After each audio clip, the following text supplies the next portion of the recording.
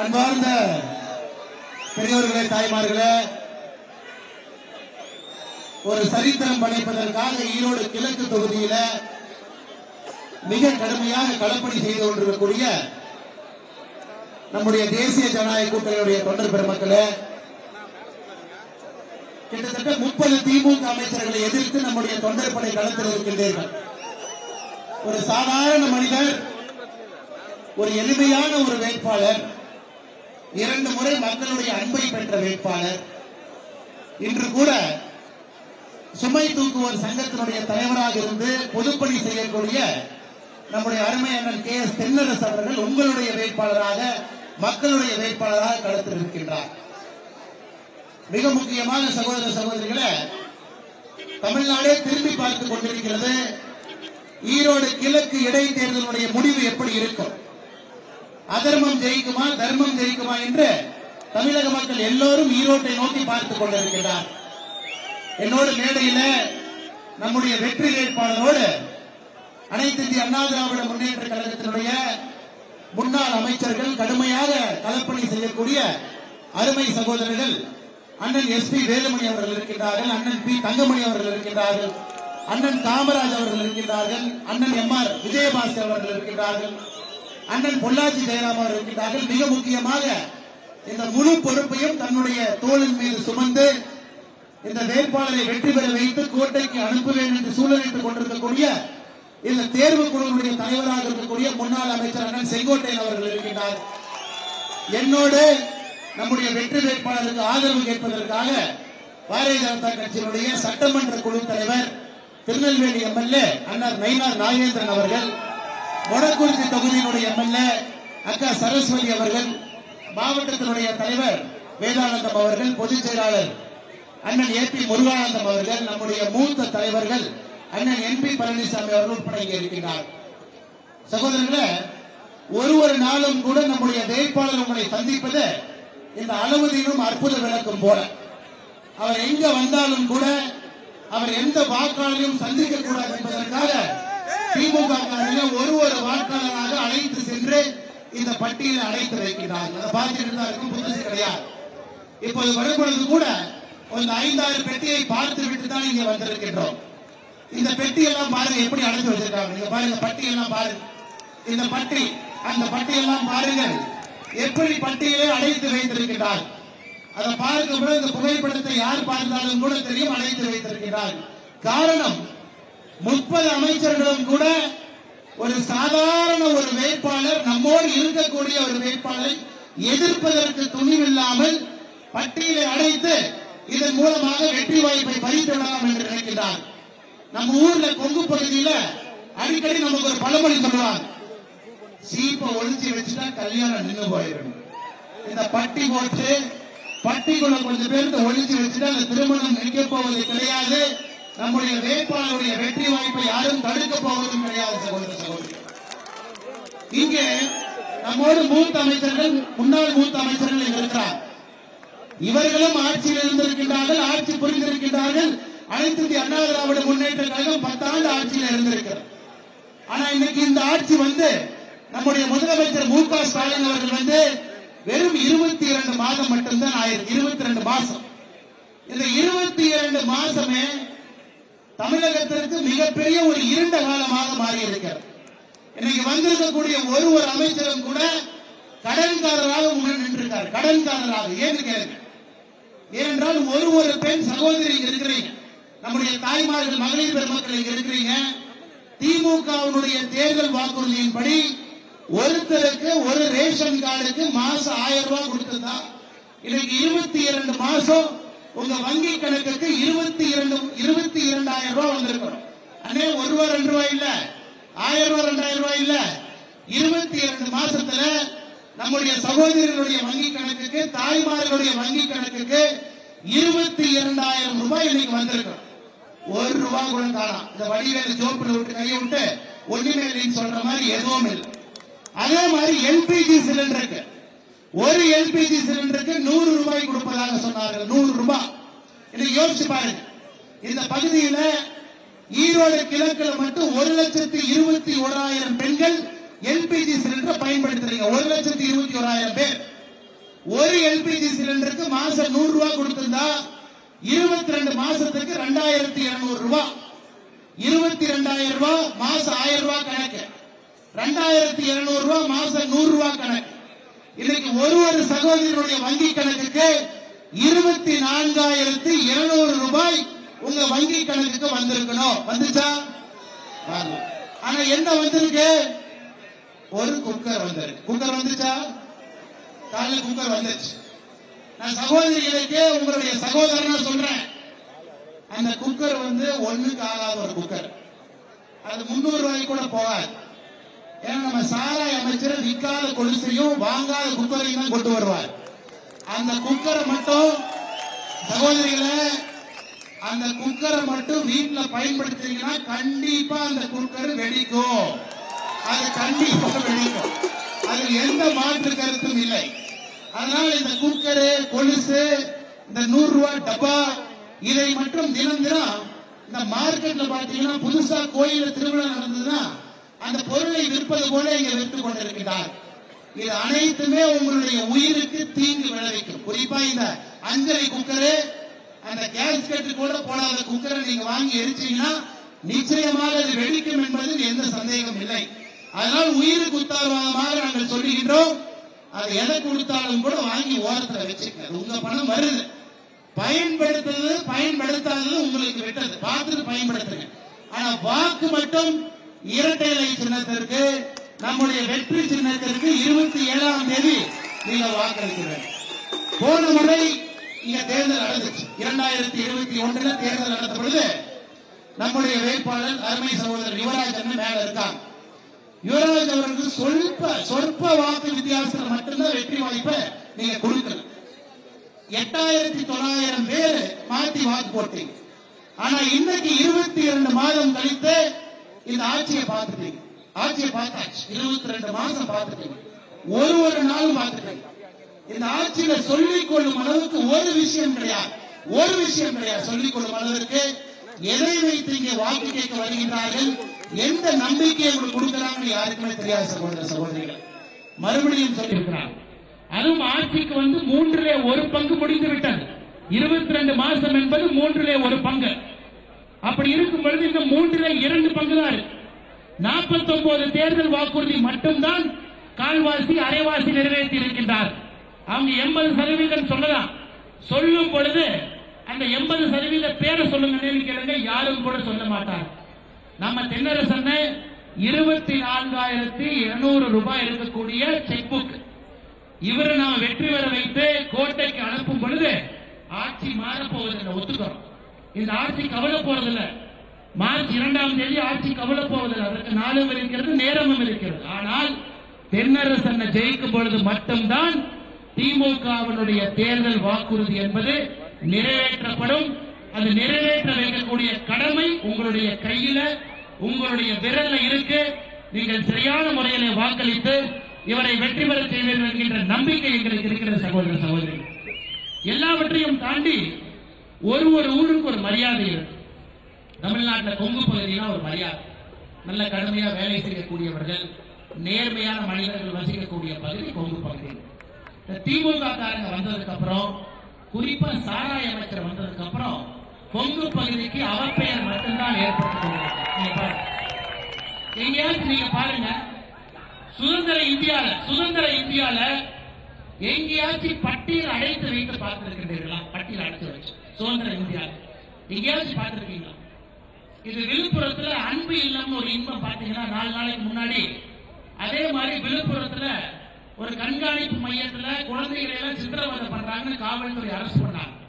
ஆனா இந்த பட்டியல் அடைத்து வைத்திருப்பவர்கள் விழுப்புரம் அன்பு இல்லத்தை விட மோசமா நடத்திட்டு இருக்காங்க. மோசமா. அதையும் ஒரு நண்பர் சொன்னாங்க, பட்டியல் அடைச்சு வைக்கிறதே கொடுமைதான், அதுல உதயநிதி படத்தை வேற போறானுங்க, அதை விட பெரிய கொடுமை. நாளைக்கு தயவு செஞ்சு நம்ம கமலஹாசன் அவங்க படத்தையும் போட்டுட்டீங்கன்னா மொத்தமாக சோழி முடித்திடும். அதனால் திமுக நண்பர்களுக்கு நாங்கள் ஒன்றே ஒன்று மட்டும்தான் சொல்லுகின்றோம். பணத்தை வைத்து ஒரு ஜனநாயகத்தை வியாபாரமாக நீங்கள் நடத்த முடியாது. பார்க்கறது அப்படி இருக்கும். உங்க நேரம் டிவி இருக்குது, நீங்க பேசுறதெல்லாம் அப்படியே மக்கள் பார்ப்பாங்க. ஆனால் எல்லா மக்களும் நீங்க துடித்துக் கொண்டிருக்கின்றார். இவங்க பண்ற அநியாயத்தை பார்த்து மக்களை கொந்தளித்திருக்கிறார். கொந்தளிச்சு போய் கிடக்கிறாங்க. என்னையா பண்றாங்க? குக்கரை கொடுக்குறானுங்க. சும்மா நடந்து போனா கூட ஜோப்புக்குள்ள பணத்தை விட்டுருவாங்க. யாராச்சும் நீங்க ஜோப் இல்லாத பாக்கெட் போட்டு போனாதான் தப்பிச்சு போக முடியும். யாராச்சும் ரோட்ல நடந்து போனா கூட நம்ம கரூர்காரரு செந்தில் பாலாஜி அண்ணன் சாராய அமைச்சர் கூட ஒரு 10 பேர் சுத்திட்டு இருக்காங்க. சும்மா போனா கூட ஜோப்புல பணத்தை வச்சிருவாங்க. இந்த பணம் எங்கே இருந்து வந்தது? இந்த பணம் எங்க இருந்து வந்துச்சு? சாராய பணம். சாராய பணம் 40,000 கோடி ரூபாய் சாராய பணத்தை கொள்ளையடித்து இங்கே வந்து பணத்தை வைத்து வியாபாரம் பண்ணிடலாம். அந்த சாராயத்தை தமிழ்நாட்டில் முதலா விட்ட பேனாக்கு ஒரு சிலை வேற வைக்கணும். அதுக்கு ஒரு சாராய கையெழுத்து போட்டு பாக்கெட்டு சாராயத்தை கொண்டு வந்த அந்த பேனாக்கு ஒரு சிலை. ஒரு சின்ன குழந்தைங்க போய் கேட்டா கூட சின்ன குழந்தை சொல்லுங்க, சின்ன குழந்தையா இருக்கு அண்ணே பேனா எங்கப்பா வைக்கணும்னு கேட்டீங்கன்னா தம்பி சொல்லும் அண்ணே பாக்கெட்ல வைக்கணும். ஆனா கடற்கரையில வைக்கிறான். கடற்கரையில யாரு வைப்போம்? கடற்கரைக்குள்ள யாருன்னு வைப்போம்? நான் சொல்றேன், உங்களுக்கு தெரியும். இவங்க கடற்கரையில போய் ஒரு பேனா வைக்கணும்னா அவங்க மூளை எப்படி இருக்கும் என்று யோசித்து பாருங்க. தமிழக மக்களுக்காக நடக்கக்கூடிய ஆட்சி இல்லை சகோதர சகோதரிகளே. குறிப்பாக பெண்கள் யார் இங்க இருக்கீங்களோ நீங்களே உங்க நெஞ்சு தொட்டு சொல்லுங்க. நெஞ்சு தொட்டு சொல்லுங்க. நீங்க ரோட்ல நடந்து போக முடியுதா? நம்முடைய சகோதரிகள் இங்க இருக்கிறீங்க. யாராச்சும் நெஞ்சு தொட்டு சொல்லுங்க. ரோட்ல நடந்து போக முடியுமா? முடியாது. அடுத்த கொலை எங்கே நடக்குது என்பது தெரியாது. யாரு முகமூடி போட்டுட்டு வந்து எவன் வெட்டுவான்னு தெரியாது. தெரியாது. ஒரு நாளைக்கு 9 கொலையை தமிழகத்தில் பார்த்துருக்கீங்க. யாரும் பார்த்து 9 கொலை ஒரு நாளைக்கு. திமுக ஆட்சிக்கு வந்த புதுசுல கொள்ளைக்காரன் வரும்பொழுது முகமூடி போட்டு வந்தான். அப்புறம் அவனுக்கே போர் அடிச்சு போச்சு. 3 மாசம் கழிச்சு முகமூடி கட்டிட்டு ஹெல்மெட் போட்டு வந்தான். இப்ப அதுவும் போர் அடிச்சு போய் வெறும் தலையில வர்றான். எதுவுமே போடாம வர்றான். அப்படித்தான் வெட்டிட்டு போவேன். தைரியம் இருந்தா பிடிக்கிறார். காவல்துறை நண்பர்களை நாங்கள் யாரும் குறை சொல்லவில்லை சகோதர சகோதரிகளே. கடுமையா வேலை செய்யறவங்க, கடுமையா உழைக்கக்கூடியவர்கள். ஆனா இன்னைக்கு அவங்க கையை கட்டி போட்டு விட்டு அவர்களை வேலை செய்ய விடாமல் திமுகவினுடைய கட்ட பஞ்சாயத்திற்கு மட்டும் காவல்துறையை திமுக பயன்படுத்திக் கொண்டிருக்கிறது. மாநில அரசு பயன்படுத்திக் கொண்டிருக்கிறது. தமிழ்நாட்டில் இதுக்கு முன்னாடி ஆளுமைகள் இல்லையா? அம்மையார் ஜெயலலிதா அவங்க இல்லையா? அதுக்கு முன்னாடி இருந்தாங்க. அதே காவல்துறை தான். அம்மா அவங்க முதலமைச்சராக இருந்த போது அதே காவல்துறை தான். இப்ப கத்தியெல்லாம் எங்க போச்சு? ரவுடி பையன் எங்க போனாங்க? யாரும் இல்லையே. ஆளுமை இருக்கும் பொழுது எப்படி இருங்கள்? இன்னைக்கு நம்முடைய அண்ணன் மு.க. ஸ்டாலின் அவர்கள் முதலமைச்சராக இருக்கின்றார்கள். அவர் சொல்ற பேச்ச அவங்க பக்கத்தில் இருக்கவங்களே கேட்பது கிடையாது. உண்மை. எப்படி காவல்துறை டிஜிபி கேட்பார்? எப்படி கேட்பார்? அதுதான் முதலமைச்சர் சொல்றாரு, என்னால் தூங்கவே முடியலப்பா. தூக்க மாத்திரைய போட்டு தூங்க முடியலைங்கிறார். நீங்க பாருங்க, டெய்லி அவங்க பண்ற அலும்பு. முதலமைச்சர் சொல்வதை யாரும் கேட்பது கிடையாது. டிஜிபியும் இல்லை. அதனால இந்த 22 மாதம் கழித்து நடக்கக்கூடிய தேர்தல் என்பது திருடனுக்கு தேள் கொட்டுவது போல இந்த தேர்தல். கேட்டீங்க? திருடனுக்கு தேள் கொட்டுவது போல.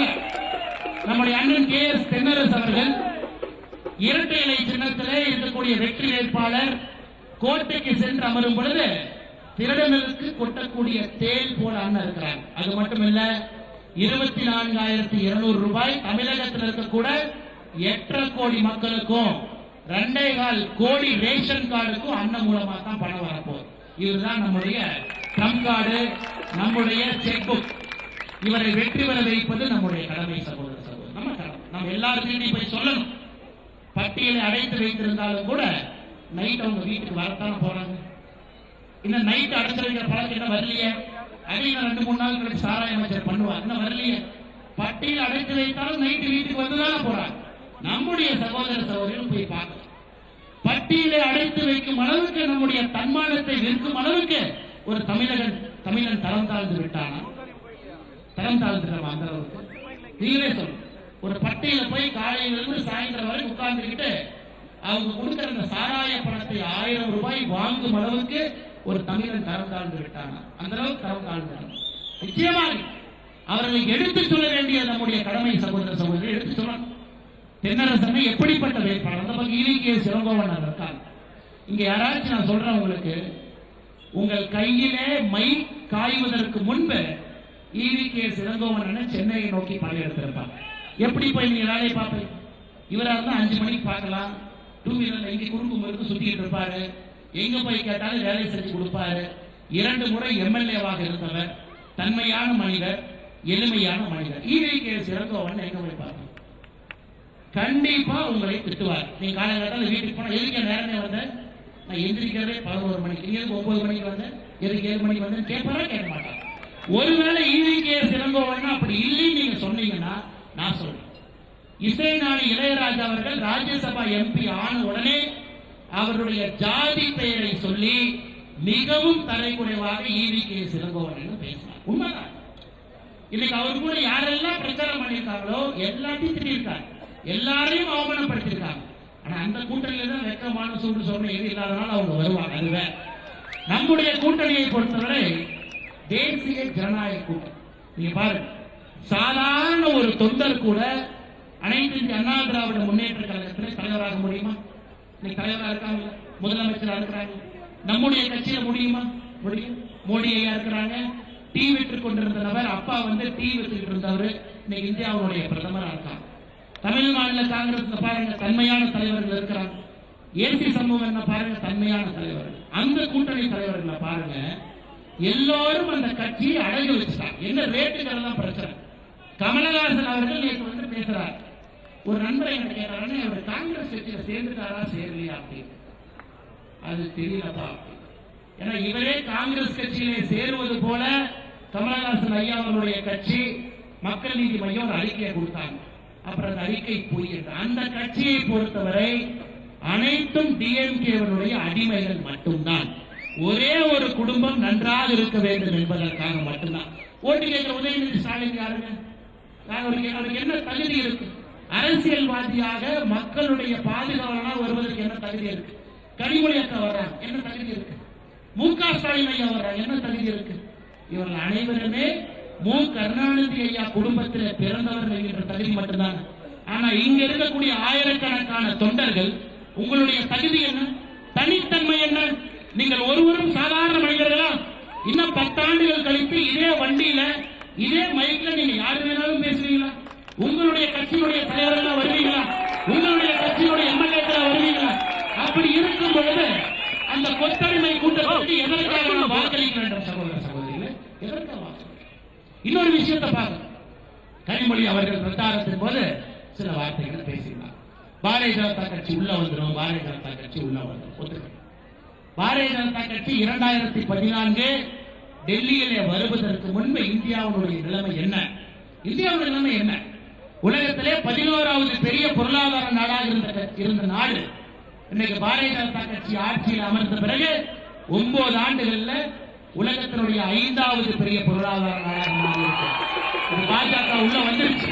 பாஜக உள்ள வந்த பிறகு நீங்களும் ஆட்சியில் இருந்தீங்க. நீங்கள் ஆட்சியில் இருந்து கனிமொழி அவர்கள் இருந்தீங்க, உங்களுடைய தம்பி இருந்தாரு, நீங்க எல்லாமே அமைச்சர்களா இருந்து எவ்வளவு பணத்தை கொள்ளையடித்தீர்கள்? எவ்வளவு பணத்தை கொள்ளையடிச்சு? 10 ஆண்டுகள் 2G 3G 4G என்ன இருக்க கொள்ளையடித்து விட்டு இப்போது நடக்கக்கூடிய மோடி ஆட்சியில ஒரு குண்டூசி திருநான் ஒருத்தர் மேல கம்ப்ளைண்ட் பண்ண, ஒரு குண்டூசியை திருடிட்டான். அப்படிப்பட்ட ஆட்சியில் நடந்து கொண்டிருக்கு. அனைத்து இந்திய அண்ணா திராவிட முன்னேற்ற கழகத்தை பொறுத்தவரை சகோதர சகோதரிகளை ஒரு விஷயத்தை நாம் புரிந்து கொள்ள வேண்டும்.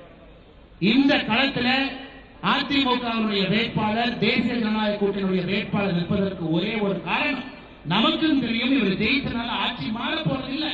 30 நாட்கள் எதற்காக தலைவர்கள் இங்கே உங்களோடு இருக்காங்க, நீங்க இருக்கிறாங்க, எல்லாருக்கும் தெரியும் ஆட்சி மாற போவது இல்லை. 2024 பார்த்துக்கலாம். நாம் நிற்பது திமுகவை வழிக்கு கொண்டு வருவதற்காக. காலமாட்டை ஜோடியா பூட்டும் பொழுது ஒரு காலமாடு குறும்பு செய்யும் பொழுது இன்னொரு காலமாடு இழுத்துட்டு போகும். 2 காலமாடும் குறும்பு செய்யும் பொழுது அந்த காலமாட்டை ஓட்டுறவர் சரி பண்ணுவார். அப்படிப்பட்ட வேட்பாளராக KS தென்னரசன் இருக்காங்க. சாதாரண வேட்பாளராக நினைக்க வேண்டாம். திமுகவினுடைய அரசனுடைய போக்கை மாற்றக்கூடிய முழு வலிமை அண்ணனுக்கு இருக்கு. அண்ணனுக்கு முழுமையா இருக்கு. அண்ணனுக்கு முழுமையா இருக்கு. அதே மாதிரி இங்க முதலமைச்சர் அவங்க வருவாங்க. 23 வர்றாரு, நம்ம முதலமைச்சர் வர்றார். வந்தோடனே என்ன சொல்லுவாருன்னா, பெண்களுக்கு இலவசமா பஸ்ல நாங்க அனுப்பணும் போவார். நீங்க முதலமைச்சரை பார்த்து ஒன்னே தான் சொல்லணும், ஓசி அப்படின்னு சொல்லுங்க. நீங்க முதலமைச்சரை பார்த்து ஓசி முதலமைச்சர் என்று சொல்ல வேண்டும். காரணம், அவர்களை பொறுத்தவரை இலவசமாக மக்களுக்கு ஏதாச்சும் கொடுத்தா நம்மள பிச்சைக்காரங்க நினைக்கிறாங்க. அப்படித்தான் ஒரு அமைச்சரும் பேசுறாங்க. ஓசியில கொடுத்தோம்ல, ஓசியில சாப்பிட்டேன். இன்னைக்கு அம்மா உணவகத்தை என்ன பண்ணிருக்காங்க? யாராச்சும் போனீங்களா? சமீபத்தில் அம்மா உணவகத்தை யாராச்சும் போனீங்களா? போய் பாருங்க. அந்த சாப்பாடு வாயில வைக்க முடியல. இதற்கு முன்பு அதிமுக ஆட்சியில் அம்மா உணவகம் எப்படி இருந்துச்சு, இன்னைக்கு எப்படி இருக்கு? ஏதோ பிரைவேட் கான்ட்ராக்ட் நடத்துற மாதிரி நடத்திட்டு இருக்காங்க. பேரும் வரக்கூடாது, ஏழை மக்களுக்கு எதுவும் சேவையும் செய்யக்கூடாது என்பதற்காக அம்மா உணவகத்தை நாசப்படுத்தி, காவல்துறையை நாசப்படுத்தி, தமிழகத்திலிருந்து ஒரு துறையும் நாசப்படுத்தி, லஞ்ச லாவணியத்தை பெருக்கி, ஒரே ஒரு குடும்பம் வளர்வதற்காக ஆட்சி நடத்தி கொண்டு, குறிப்பாக மகன் எத்தனை பேர் இருப்பீங்க நீங்க வளர்றதுக்காக ஒரு ஆட்சி. டிஜிபி ஐயா இருக்கிறாங்க, தினமும் பிரஸ் மீட் வச்சு ஐயோ நாங்க தப்பு பண்ணிட்டோம் சரி பண்றோம் சொல்வதற்கு மட்டும்தான் ஒரு டிஜிபி. தமிழகம் நிச்சயமாக தலை குனிந்திருக்கிறது சகோதர சகோதரர்களே. இது தலை நிமிரவில்லை. இந்த தமிழகம் தலை நிமிராமல் தலை குனிந்து கொண்டிருக்கிறது. இன்னைக்கு இந்திய அளவில் பார்த்தீங்கன்னா தமிழகத்துக்கு நிறைய கேட்டது. பார்லிமெண்ட்ல நம்ம அமைச்சர்கள் சொல்றாங்க. நிதின் கட்கரி அமைச்சர் சொன்னார், அவர் தான் நம்முடைய ரோட்வேஸ் மினிஸ்டர். தமிழ்நாட்டில் என்னால வேலையே செய்ய முடியலீங்க, ஒரு நேஷனல் ஹைவே ப்ராஜெக்ட் என்னால போடவே முடியலீங்க. யாராச்சும் கான்ட்ராக்டர் என்எச் ப்ராஜெக்ட் போட்டாங்கன்னா சொல்லி ஒரு 10 நாள் தான் இருக்கு. 1 கிலோமீட்டர் கமிஷன் கேட்கறாங்க, ஜல்லியை கொடுக்க மாட்டாங்க, மைனிங் லைசன்ஸ் கொடுக்க மாட்டாங்க. இது பாராளுமன்றத்தில் ஒரு மத்திய அமைச்சர் அனைத்து எம்பிக்களுக்கு முன்பாக நம்முடைய மத்திய அரசுடைய அமைச்சர் சொல்லுகிறார், தமிழகத்தில் எங்களால வேலையே செய்ய முடியல, இந்த அரசு வேலை செய்வதற்கு எங்களை விடவில்லை என்று. உண்மைதான், எல்லாரும் பார்க்கணும். ஊழல் பெருக்கெடுத்து விட்டது. எங்கே சென்றாலும் ஒரு சாதாரண மனிதன் ஒரு வேலையை செய்ய முடியவில்லை சகோதர சகோதரிகளே. ஒரு சாதாரண மனுஷன் வேலை செய்யும். அதனால இந்த ஒரு வாக்கு வலிமையான வாக்கு. 238 பூத்தம் வலிமையான பூத். 33 வார்டு இருக்கிறது ஈரோடு கிழக்கு தொகுதியில. 33 வார்டும் கூட தமிழகத்தினுடைய தலையெழுத்த. 22 மாசம் போனது போச்சு. 22 மாசம் இன்னும் 38 மாசம் இருக்கு. இன்னும் பாராளுமன்ற தேர்தலுக்கு 13 மாசம் இருக்கு. அதனை வண்டி ஓட்டணும், முதலமைச்சரை பார்க்கணும், சைக்கிள் போறதை பார்க்கணும், அவருடைய விக்க பார்க்கணும், டோப்பாவை பார்க்கணும், அதை வச்சு வண்டி ஓட்டணும். 13 மாசம் இருக்கு. 13 மாசம் ஓட்டித்தான் ஆகும். 2024 பாராளுமன்ற தேர்தல் வரும் பொழுது நம்முடைய கூட்டணி சரித்திர வெற்றி பெறும் என்பதிலே மாற்று கருத்து இல்லை. காரணம் 2014 வெற்றியை பார்த்து பல ஆண்டுகள் கழித்து தனி மெஜாரிட்டியில கூட்டணியோடு வந்து 283 சீட்ல அமர்ந்தோம். 2019 பார்த்தோம் 303 எம்பி. 2024 400 எம்பிக்களை பார்க்கத்தான் போறோம். தமிழகத்திலிருந்து 39 எம்பிக்கள் இங்கிருந்து போகத்தான் போறோம். ஆனா அதுக்கு நம்ம 13 மாசம் பொறுத்திருக்கோம். 13 மாசம் பொறுத்திருக்கோம். ஆனா அந்த வெற்றியுடைய சுவையை பிப்ரவரி 27ஆம் தேதி வாக்களிக்கும் பொழுது நாம் அனுபவிக்க முடியும். நம்முடைய வேட்பாளர் வெற்றி பெற வைக்கணும். அவர் வெற்றி பெறுவது தமிழகம் வெற்றி பெறுவதற்கு சமம். இந்த கேடு கட்ட ஆட்சிக்கு ஒரு மிகப்பெரிய ஒரு அபாய மணியை கொடுப்பதற்கு சமம். அதனால கொடுங்க. 517 தேர்தல் வாக்குறுதி. எல்லா தேர்தல் வாக்குறுதியும் தனித்தனியா அக்கு வேறு ஆணி வேறாக பிரித்து பார்த்தாச்சு. வெறும் 49 தான். வெறும் 40.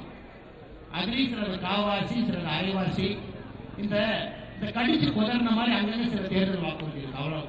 வெறும் 49 தான். வெறும் 49. ஆனா உதயநிதி ஸ்டாலின் திமுக ஆட்சிக்கு வந்த பிறகு ரிலீஸ் பண்ண படம் 60. ரெட் ஜெயின் மூவிஸ் 60 படம். அப்ப உதயநிதி ஸ்டாலின் முதலமைச்சரோட நல்லா பண்றாரு. அதான அர்த்தம். முதலமைச்சரை விட உதயநிதி ஸ்டாலின் சினிமா தயாரிப்பாளர் நல்லா பண்றாரு. ஏன்னா உதயநிதி ஸ்டாலின் பிரச்சாரத்தை சொன்னார், கொங்கு பகுதியில மட்டும் திமுக ஓட்டு போட்டுட்டீங்கன்னா நான் தலவாணி பாயை கொண்டு வந்து கொங்கு பகுதியில தான் படுத்து தூங்குவேன்னு சொன்னார். இன்னைக்கு அவரு திமுக ஆட்சிக்கு வந்த பிறகு பொள்ளாச்சிக்கு 2 டைம் சினிமா ஷூட்டிங்காக வந்தார். 2 டைம் சினிமா ஷூட்டிங்காக வேற எங்கேயுமே வர. இன்னைக்கு வந்து சுத்திட்டு இருக்காரு குறுக்கு மாதிரி. இதைத்தான் இந்த 30 அமைச்சர்களும் கூட 27ஆம் தேதி நைட் எல்லாம் ஓடிடுவாங்க. யாரும் இங்க இருக்க மாட்டாங்க. யாரும் இருக்க மாட்டாங்க. 28ஆம் தேதி காலையில் இருக்கிற ஒரே ஆள் யாருங்க? தென்னாலிராமன். அதே வண்டி, அதே 2 வீலரு அண்ணன் அப்படியே சுத்திட்டு இருப்பார். 28ஆம் தேதி காலையில EVKS இளங்கோவன் இருக்க மாட்டார். அவர் ரிசல்ட் முன்னாடியே கிளம்பிடுவார். அதனால் இதை போன்ற வேட்பாளர் நமக்கு கிடைப்பது அரிது சகோதர சகோதரிகளே. குறிப்பாக நம்முடைய அண்ணன் EPS அவர்கள் தமிழகத்தினுடைய முதலமைச்சராக இருந்த பொழுது ஈரோடு கிழக்கு தொகுதிக்கு மட்டும் 1200 கோடி ரூபாய்க்கு மேல நலத்திட்ட பணிகள். புது கலெக்டரேட்ல இருந்து இந்த தொகுதிக்குள்ள மட்டும் 1200 கோடி. செய்யாதது எதுவும் இல்லை, செய்துவிட்டு தான் ஓகே. போன டைம் ஒரு 8,900 ஓட்டு கம்மியா போட்டீங்க, தம்பி யுவராஜ் இருக்காரு. இந்த டைம் அது உங்களுக்கே தெரிஞ்சிருச்சு, ஆஹா இந்த ஆட்சி வராமல் இருப்பதற்கு நாமும் ஒரு காரணம் ஆகிவிட்டமே. ஈரோடு கிழக்குல இந்த வட்டியும் முதலுமாக திருப்பி கொடுக்க வேண்டும் என்று நீங்க முடிவு பண்ணிருக்கீங்க. இந்த பிப்ரவரி 27ஆம் தேதி இடைத்தேர்தலில் மிகப்பெரிய வாக்கு வித்தியாசத்துல அண்ணன் KS தென்னரசு அவர்களை நீங்கள் வெற்றி பெற செய்யுமாறு பணிவன்போடு கேட்டுக்கொள்கின்றேன். சகோதர சகோதரிகளே, பணிவன்போடு கேட்டுக்கொள்கின்றேன். நிச்சயமாக இவர்களை வெற்றி பெற செய்வது உங்களுடைய கடமை. அதே நேரத்தில் களப்பணியில் இருக்கக்கூடிய சட்டமன்ற உறுப்பினர்களுடைய பெயரை சொல்லி அவர்களுக்கு நன்றி பாராட்டி வாழ்த்துக்களை தெரிவிக்க வேண்டும். கடுமையான சூழ்நிலையில் வேலை செஞ்சுட்டு இருக்காங்க. அண்ணன் பொள்ளாச்சி ஜெயராம் அவர்கள், அண்ணன் மகேந்திரன் MLA அவர்கள், அண்ணன் விஜயகுமார் MLA அவர்கள், அண்ணன் கந்தசாமி MLA அவர்கள், அண்ணன் ஜெயக்குமார் MLA அவர்கள், அண்ணன் சேகர் MLA அவர்கள், அண்ணன் பொன் ஜெயசீலன் MLA அவர்கள், அண்ணன் அருண்குமார் MLA அவர்கள், அண்ணன் KR ஜெயராமன் MLA அவர்கள், அண்ணன் AK செல்வராஜ் MLA அவர்கள், முன்னாள் மேயர் மல்லிகா பரமசிவம் அக்கா அவர்கள், அம்மன் அர்ஜுனன் அவர்கள், மிக முக்கியமாக எல்லாவற்றுக்கு மேலாக இங்கே களத்தில் இருக்கக்கூடிய நம்முடைய தொண்டர் பெருமக்கள். ஈரோடு மேற்கு தொகுதி ஒருத்தர் சொன்னார், ஏன்னா அங்கெல்லாம் சிக்கன் பிரியாணி எலும்பு மட்டும்தானா அப்படின்னு. நான் சொன்னேன், அண்ணா நம்மை பொறுத்தவரை அனைவரும் சமம், நாம நியாயத்தின் பக்கம் நிற்கிறோம். நீங்க எல்லார்கிட்டையும் சொல்லுங்க, இந்த குக்கர் என்பது வெடித்து சிதறிவிடும், கொடுத்த காசு என்பது திரும்ப டாஸ்மாகே போயிடும், கையில தான் நிக்காது, எதுவுமே நிக்காது. உதயநிதி ஸ்டாலின் படத்தை பார்த்தீங்கன்னா என்ன ஆகும் உங்களுக்கே தெரியும், அது உங்களுக்கே தெரியும்.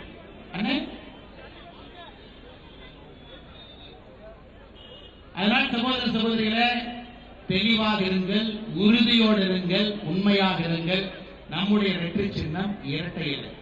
நம்முடைய வேட்பாளர் அண்ணன் KS தென்னரசு அவர்கள் 27ஆம் தேதி பெருவாரியான வாக்கு வித்தியாசத்தில் வெற்றி பெற வைக்க வேண்டும். பாரதிய ஜனதா கட்சிய தலைவர்கள் தொண்டர்கள் இருக்கிறீங்க, உயிரை கொடுத்து அடுத்த 8 நாட்கள் நாம் வேலை செய்ய வேண்டும். வேட்பாளருக்கு அரணாக இருக்க வேண்டும். அவரை வெற்றி பெற செய்வது நம்முடைய கடமை. தமிழ் மாநில காங்கிரஸ் தொண்டர்கள் இருக்கின்றீர்கள், உங்களுக்கு என்னுடைய நன்றி கலந்த வணக்கத்துகளை வாழ்த்துக்களை தெரிவித்து, மாநில பொதுச் செயலாளர் விடியல சேகர் முன்னாள் MLA அண்ணன் இருக்கிறாங்க, மாநில இளைஞரணி தலைவர் அன்பு தம்பி யுவராஜ் அவங்க இருக்கிறாங்க, அவங்களையும் இந்த நேரத்தில் நன்றி பாராட்டி கடுமையான களப்பணி IJK கட்சியினுடைய தொண்டர்கள் நின்றுருக்காங்க, அவர்களுக்கும் இந்த நேரத்தில் வாழ்த்துக்களை தெரிவித்து கடுமையான களப்பணியை செய்வீங்க. அண்ணன் அவர்களை வெற்றி பெற செய்வது நம்முடைய நோக்கம். அண்ணே 24,400 செக்புக் மறந்துடாதீங்க. இது போன உடனே உங்க அக்கௌண்ட்டுக்கு வரக்கூடிய பணம், அவங்க ஜெயிச்சாங்கன்னா இருக்கிற MLA ஒரு MLA எந்த பிரயோஜனம் இல்லை. இத்தனை காங்கிரஸ் MLA செய்யாததை, இத்தனை DMK MLA செய்யாததை ஒரு அதிமுகவுடைய MLA அண்ணன் தென்னரசு அவங்க செய்ய போறாங்க. அதற்கு அபாயமணி இவர்தான். அதனால ஓட்டு போடுங்க. இரட்டை இலை சின்னத்திற்கு வந்திருக்கக்கூடிய அனைத்து சகோதர சகோதரிகளுக்கு, அனைத்து இந்திய அண்ணா திராவிட முன்னேற்ற கழகத்தினுடைய முன்னாள் மூத்த அமைச்சர்களுக்கு, மூத்த தலைவர்களுக்கு, மேடையில் மீது இருக்கக்கூடிய நம்முடைய பாரதிய ஜனதா கட்சியினுடைய என்னுடைய அருமை அண்ணன் சட்டமன்ற குழு தலைவர் திருநெல்வேலி MLA நயினார் நாகேந்திரன் அவர்கள் திருநெல்வேலியில் வந்திருக்கின்றார்கள். அண்ணனுக்கு மேலே இருக்கக்கூடிய சரஸ்வதி MLA அம்மா அவர்களுக்கு பாரதிய ஜனதா கட்சியினுடைய தலைவர்கள் நன்றி கலந்த வாழ்த்துக்களை வணக்கத்தை தெரிவித்துக் கொள்கின்றேன். மறந்துடாதீங்கம்மா, இரட்டை இலை சின்னம் 27ஆம் தேதி நம்முடைய வெற்றி வேட்பாளர் அண்ணன் KS தென்னரசு அவர்கள். நன்றி, வணக்கம், வாழ்த்துக்கள். பாரத் மாதா கி ஜெய்.